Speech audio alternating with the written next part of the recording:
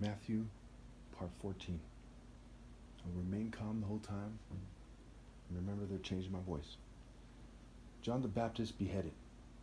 At that time, Herod the Tetrarch heard the reports about Jesus, and he said to his attendants, "This is John the Baptist. He has risen from the dead. That is why miraculous powers are at work in him." Now Herod had arrested John and bound him and put him in prison because of Herodias, his brother Philip's wife. For John had been saying to him, "It is not lawful for you to have her." John had been saying to him, "It's not lawful for you to have her. It is not consistent with divine law for you to have Herodias, his brother's Philip's wife. It is not lawful for him to have his brother's wife. It is not a divine union. It is an immoral union, as all marriages outside the divine order are.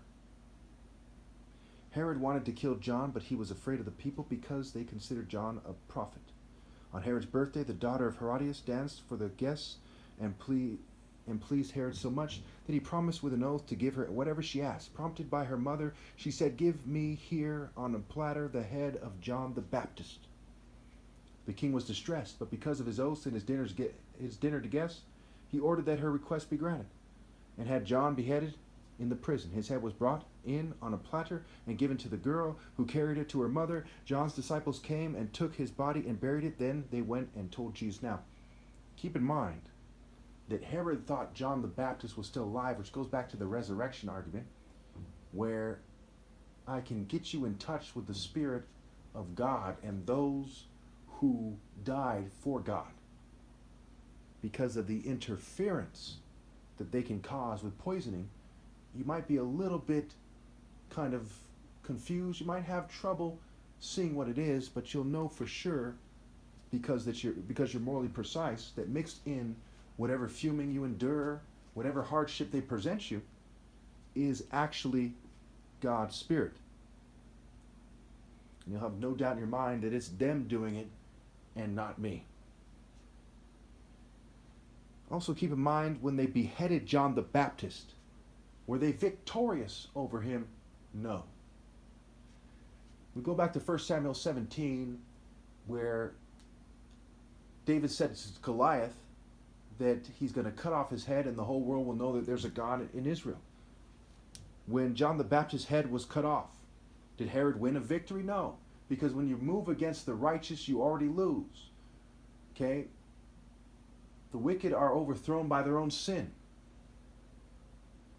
No one can prevail against the righteous and God, and so on and so forth. So the other two sections here are Jesus feeds the 5,000 and Jesus walks on water. And when Jesus walks on water, okay, it is the living Spirit of God that he is flowing through.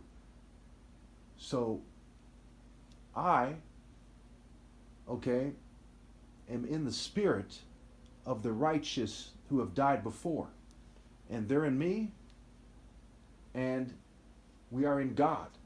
So I am in God, they are in me, okay, and God is in me.